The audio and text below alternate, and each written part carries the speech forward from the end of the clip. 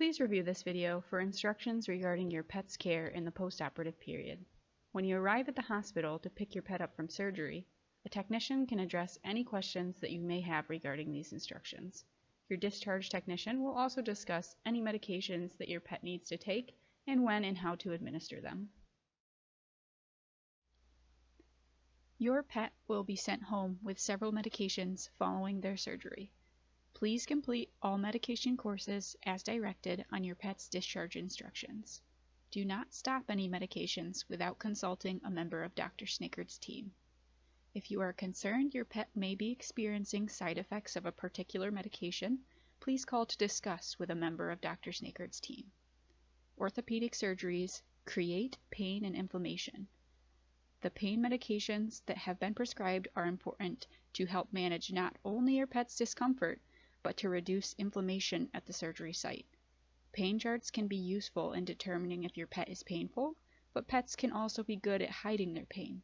Therefore, your pet's pain medications must be continued for at least 2 to 3 weeks following surgery, unless otherwise directed on your pet's discharge instructions. We will now discuss how to use one of these two pain scales to determine if your pet is painful following their surgery. For cats, their ears will be facing forward, eyes opened, muzzle relaxed, whiskers will look loose and curved, and their head will be above the shoulder line if they're comfortable and feeling good. For cats that are starting to get painful, their ears will be slightly pulled apart, eyes partially opened, their muzzle may be mildly tense, their whiskers might be slightly curved or straight, and their head will start to droop and be aligned down with their shoulder line. For cats that are more painful, their ears will typically be flattened and rotated outwards, their eyes will be squinted, their muzzle will be tense, their whiskers will be straight and moving forward, and their head will be bowed down a little bit below the shoulder line or tilted down. Other signs of pain in cats can include hiding behaviors or refusal to eat. To determine if your dog is painful, you want to look at their body language. Your dog should be comfortable when resting, look happy and content, and not bothering their surgical site. If your dog is becoming painful, they may look unsettled, restless, they may appear uncomfortable when resting, they may groan, whimper, or cry, or lick the surgical site. Their ears may start to droop, or they may develop a worried facial expression. They can also develop reluctance to respond or move when you beckon them, and they're less eager to interact with you. Another good way to determine if your pet is painful for either a cat or a dog is to pet them along their back and then gradually work your hand down towards their incision and gently touch the area. And if your pet flinches away, whimpers, or cries, that might be an indication that they're feeling some pain at the surgical site. If you feel that your pet is not well managed by the pain medication that we've provided following their surgery, please reach out to us and we'll develop a plan to keep your pet comfortable. Please do not administer anything over the counter to your pet as far as pain medications go. Human pain medications can be quite toxic to pets.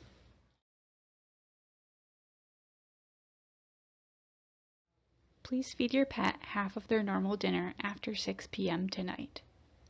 We recommend this smaller feeding the night following surgery to prevent any regurgitation or vomiting. Normal portion sizes may be resumed tomorrow morning. Please offer a small amount of water when you get home, and then make sure that they do have a bowl of water down later in the evening, and they should always have access to fresh water. If your pet's doctor is recommending any calorie adjustments following your pet's procedure, they will be outlined on your written discharge instructions. Constipation can be commonly seen following anesthesia. To prevent this from occurring in your pet, Miralax or plain canned pumpkin can be administered. Please choose to administer Miralax or pumpkin, not both unless otherwise directed. Please ensure that if you choose pumpkin, that it is the plain canned pumpkin, not the pumpkin pie filling. Please review your discharge instructions for your pet's dose, or review the following charts for dosing. The charts list a pet's weight in pounds on the leftmost column, and the dose for pumpkin or Miralax in the right column. This dose should be repeated twice daily. Please start one of these options if no bowel movement is observed within a day or so following surgery. If your pet displays vomiting, diarrhea, anorexia, or straining to defecate without producing a bowel movement, please call our hospital. Please monitor your pet's incision twice daily for any abnormal signs. Bruising and swelling are commonly observed following orthopedic surgeries. Please look at your pet's incision when you arrive home from the hospital so you know what degree of swelling and bruising is already present. If you're noticing increases in redness, swelling, or bruising, please reach out to our hospital. A small amount of blood-tinged discharge can be observed the day of surgery. However, if you're noticing any other discharge, or if the discharge is continuing beyond the day of surgery, please reach out to our hospital. The swelling observed along the incision line will drop with gravity over a period of 1 to 3 days. This is expected and normal. We recommend taking a photo of your pet's incision shortly after arriving home from the hospital. This will allow you to more easily monitor for changes in your pet's incision. Utilizing a cold compress following your pet's procedure is recommended. This helps to manage pain and inflammation at the surgery site. Please use any soft ice pack that you would use on yourself and apply it to the incision with a barrier layer. This barrier layer can consist of a clean towel or clean washcloth or a stack of paper towels. This layer is important to prevent any bacteria or moisture from getting into the incision. Please utilize the cold compress 3 times daily for 10 minutes at a time for at least 3 to 4 days following your pet's procedure. Please also ice your pet's incision after all walks and rehabilitation exercises. This should be continued beyond the 4-day mark. If fur or litter begins to stick to your pet's surgery site, intermittent, slightly damp but not wet, warm compresses can be applied to the area to soften the material. Then, tease the material off the surgery site with a cotton swab. If you are not comfortable performing this procedure, or if you are concerned about the incision, please call our hospital. Please discourage your pet from licking, chewing, or scratching at the surgery site. Licking, chewing, or scratching of the surgical incision may result in trauma, dehiscence or opening up of the incision, or infection of the surgical site, prolonged healing or recovery period, or additional financial cost. A recovery wear item will be provided to avoid these complications and additional financial cost. The recovery wear must be worn at all times for 2 weeks or until your pet's suture or staple removal if applicable. There are 2 different options for e-collars. The first is a plastic e-collar, also known as a funnel or cone. It is clear, can be wiped clean, and broken down for storage. The second is the calmer cone, which is a softer fabric cone. It is held together by Velcro, which is important to note as the noise of the Velcro may startle your pet when putting the cone on or taking it off. This collar can be washed in the washing machine and air dried. Inflatable e-collars should not be used unless they have been discussed with and approved by your surgeon, as they are often not an effective method at preventing licking or chewing at the incision site. If an inflatable e-collar has been approved by your surgeon, then a lick sleeve must be worn in addition at all times. Please visit the website for lick sleeve to review the care instructions for the sleeve. Your pet will require 8 weeks of restricted activity. Do not leave unattended or allow them off-leash outside. Do not allow running, jumping on or off of high furniture, running up or down the stairs, or rough playing for a minimum of 8 weeks.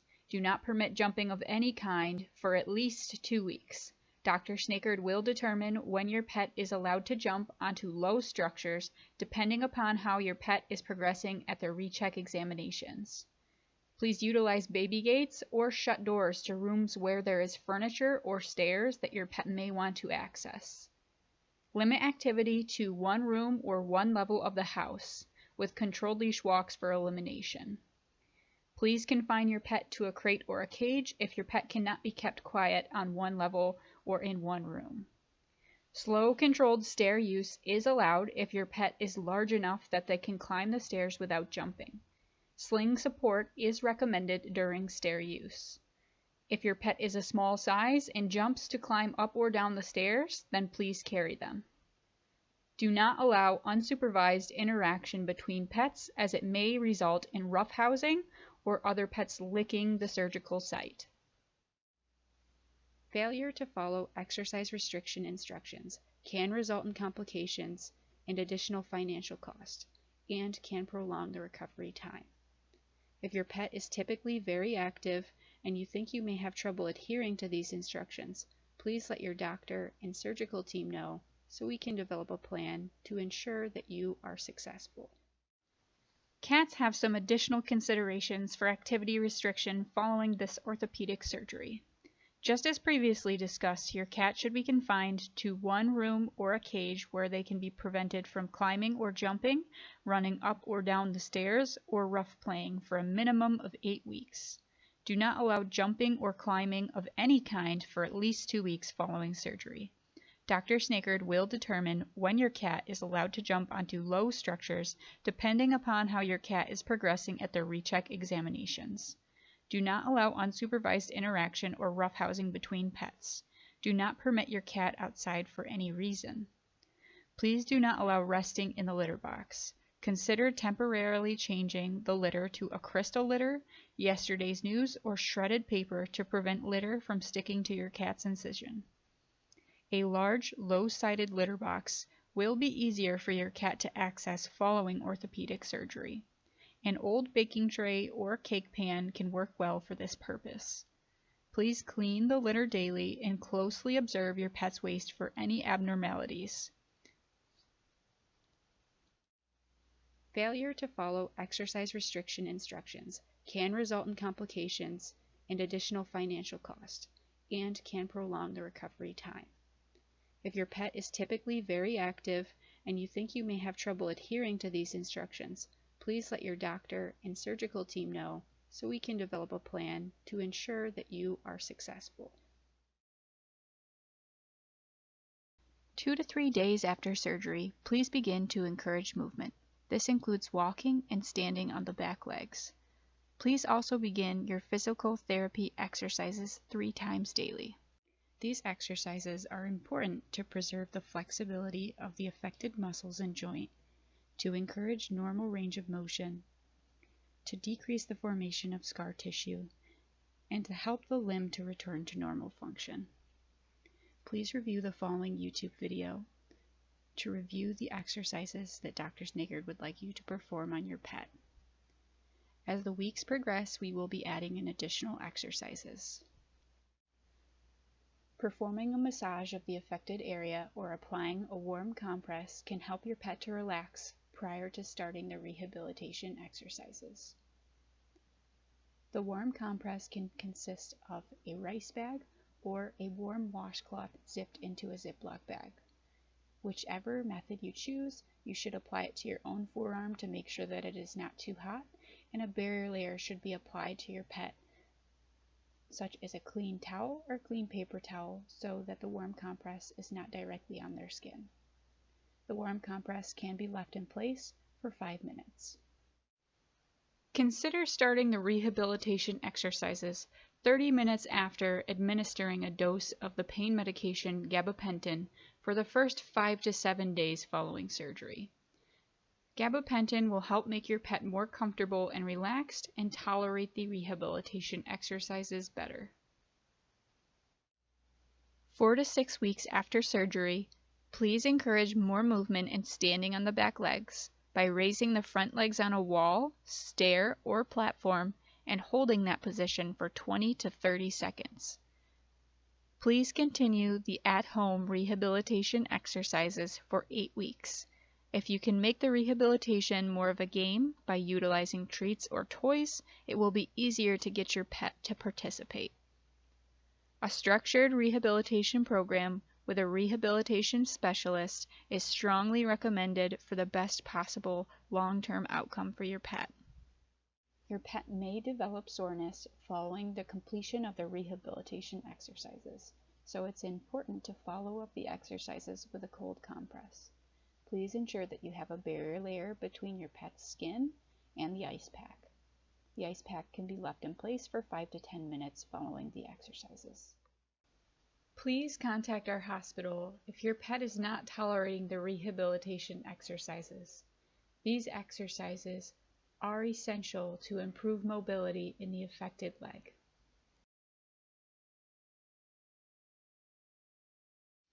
Please start slow, controlled leash walks tomorrow. Avoid retractable leashes or lunge lines. Please keep your pet on a short leash so their activity can be kept controlled to prevent running, jumping, lunging, or darting. Please have your pet walk in a slow, controlled manner. For dogs, perform 3 10-minute walks per day for the first 2 weeks. Please be cautious when walking on slippery surfaces, such as tile, hardwood, or icy ground. Consider supporting your pet with a sling or help-em-up harness for at least 2 weeks, especially when walking on slippery surfaces. Utilize yoga mats or throw rugs to help provide additional traction. For cats, perform 3 10-minute walks inside the house per day for the first 2 weeks if your cat is already leash trained. If your cat is not leash trained, please encourage supervised, slow, controlled movement and walking around the house. Dr. Snakert will modify these exercise instructions following suture removal. If you have an Assisi loop at home, you may use this device as directed by your veterinarian during the rehabilitation period. It is important to remember that you should wait at least 2 hours between each treatment with the Assisi loop to preserve the device's battery life. There will be several follow-up appointments after your pet's surgery. The first will be suture or staple removal in 10 to 14 days. At that point, you may begin rehabilitation with the specialist. If you do think you will pursue rehabilitation with the specialist, it is recommended to book these appointments ahead of time, as they do tend to book out a few weeks. The final recheck will be performed in 8 weeks to assess healing. Radiographs may be necessary at this appointment. Therefore, please do not feed your pet the morning of this appointment, as sedation will be required if radiographs are indicated.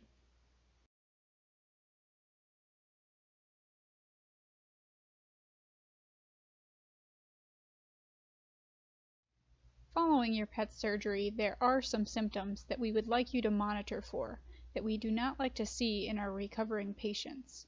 These symptoms include vomiting or diarrhea, loss of appetite, refusal to drink water for more than 1 day, profound weakness or lethargy, no urine produced for 24 hours, pale or bluish gums, changes to breathing or difficulty breathing, or problems with the incision site.